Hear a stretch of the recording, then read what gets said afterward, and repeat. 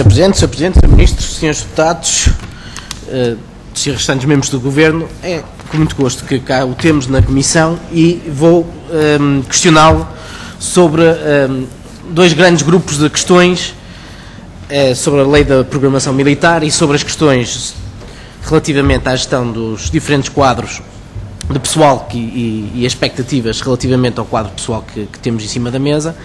Mas não posso deixar de referir que o enquadramento que o Sr. Ministro colocou, isto vai servir para as diferentes questões que vão ser colocadas, é um enquadramento de fortes restrições nas contas públicas, sacrifícios, transparência e rigor. Palavras iniciais do Sr. Ministro e, portanto, é esse o enquadramento que eu vou partir e, a partir dele, desenvolver aqui um conjunto de perguntas. A primeira pergunta, Sr. Ministro, é precisamente relativamente à Lei da Programação Militar, considerando os constrangimentos financeiros que referiu e tendo em conta que estes constrangimentos financeiros nas Forças Armadas já são de há longos anos, já existem há longos anos, o que é que vai decidir o Sr. Ministro sobre os helicópteros para o Exército, o NH90, cujos gastos já devem ter ultrapassado os 75 milhões de euros e que no total deverão ultrapassar uns incomportáveis 600 milhões de euros. Isto é, sem derrapagens, é este o montante que estamos a falar. Neste contexto de fortes restrições de orçamento e de imposição de sacrifícios, o que é que pretende fazer relativamente a esta matéria? E importa dizer que este é um negócio que é gerido pela NAEMA, que é uma agência da NATO, e que no fundo é um financiamento indireto. Se vai insistir neste projeto, o que é que vai concretizar, o que é que vai decidir relativamente a esta matéria? A segunda questão, relativamente à Lei da Programação Militar, diz respeito aos aviões brasileiros, o QC-390. Este projeto não está inscrito na Lei de Programação Militar, no entanto, na execução da Lei da Programação Militar de 2010, foi introduzir, permita-me a expressão, sorrateiramente, uma verba para este programa. Porquê, Sr. Ministro? Qual é, afinal, o ponto de situação sobre a possibilidade de Portugal adquirir ou não estes QC-390, no fundo, na perspectiva de substituir os C-130 no final da década? E também, já agora, qual é a perspectiva do Ministério da Defesa Nacional relativamente à possibilidade de Portugal participar na construção de alguns dos componentes destes aviões, portanto, com produção nacional no nosso país? A segunda, o grupo de questões que queria colocar, diz respeito às questões da gestão do quadro pessoal, e dizer-lhe, Sr. Ministro, que nós sabemos que existem alguns militares de contrato que estão a ver os seus contratos a serem negociados mês a mês. Isto é, eles têm uma total precariedade naquilo que é a sua relação laboral com o Exército.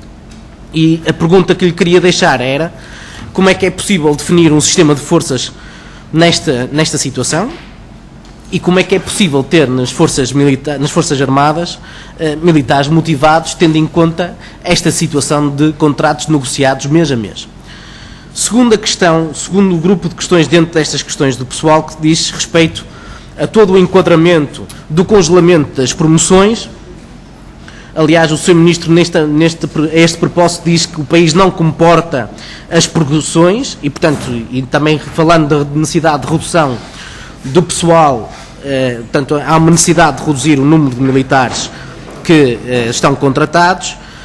Neste enquadramento, o Sr. Ministro, a pergunta que lhe quero deixar é porque é que se continuam a realizar no Instituto de Estudos Superiores Militares os cursos de promoção oficial-general, quando existem já diversos coronéis notoriacionados, cuja maioria não será promovida e que, portanto, ficam em lista de espera.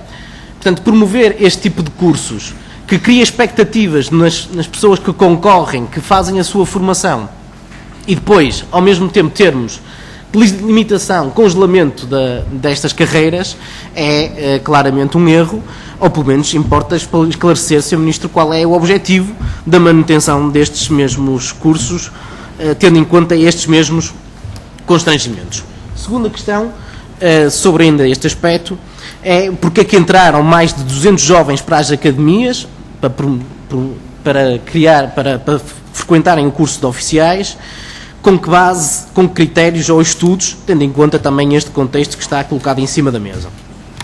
Por fim, no que diz respeito às questões de pessoal, salvo erro, é perguntar se o Governo, se o Sr. Ministro vai suspender os limites de idade de passagem à reserva para evitar a saída compulsiva de militares que atingem os limites de idade nos postos, o que aliás já se começa a verificar. E portanto, nós temos uma situação insustentável de militares que já estão a atingir o limite de idade de passagem à reserva, não têm a progressão da sua carreira e, face a esta situação, dada a congelamento das carreiras, eles são altamente prejudicados e, portanto, era preciso esclarecer o que é que intenciona o Governo fazer relativamente a esta matéria, no que diz respeito se vai ou não suspender os limites de idade à passagem de reserva. No que diz respeito a um conjunto diferente de questões, ainda relativamente ao pessoal, o Sr. Ministro não respondeu a uma questão levantada pelo Partido Socialista no que diz respeito à redução dos efetivos. Se essa redução dos efetivos são feitos na base do quadro permanente ou não. E essa questão é diferente da forma como respondeu. E, portanto, queria um esclarecimento sobre essa mesma matéria, se afeta ou não o quadro permanente do Ministério. No que diz respeito à saúde militar, Sr. Ministro, referiu a necessidade, portanto, o ponto de situação relativamente à questão da concentração dos 3 hospitais num só, mas disse que isto era a primeira fase da reestruturação da saúde militar. Eu queria lhe perguntar quais são as fases seguintes, porque não vale dizer apenas a primeira parte sem explicar a totalidade do objetivo no que diz respeito à reestruturação da saúde militar, que é uma questão muito importante. Portanto, quais são as fases seguintes e, já agora, no que diz respeito aos diferentes polos que existem no país, e nomeadamente o polo do Distrito do Porto, qual é a intenção do Ministério relativamente a estes equipamentos que existem, que estão disponíveis para os militares, e o que é que o Sr. Ministro vai fazer a esses equipamentos e que serviços é que vai garantir aos militares no que diz respeito à questão da saúde militar.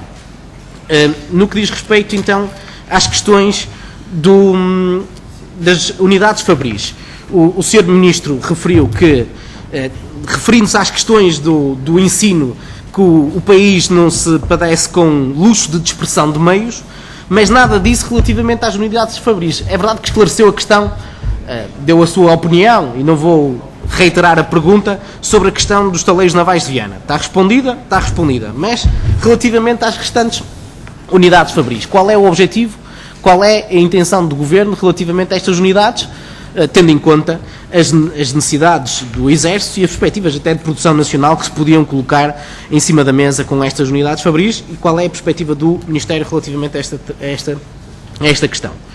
Por fim, terminando, Sr. Ministro, nós ficamos surpresos com a sua afirmação relativamente à gestão do que é o quadro do pessoal que está, a nossa participação militar no Afeganistão.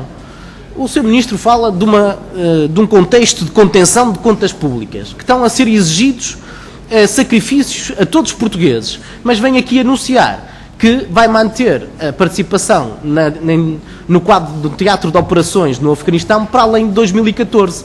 Ó, Sr. Ministro, então, num contexto em que estamos todos a cortar no orçamento em prestações sociais, foi o que eu percebi, mas corrija-me se percebi mal, num contexto em que estamos a cortar naquilo que é fundamental, prestações sociais, saúde e educação, não cortamos na nossa participação no Afeganistão. Porquê?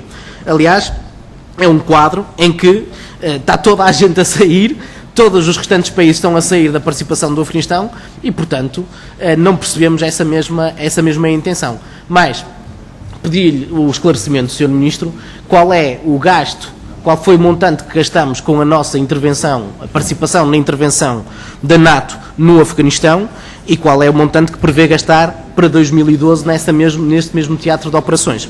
E para já disse. Muito obrigado.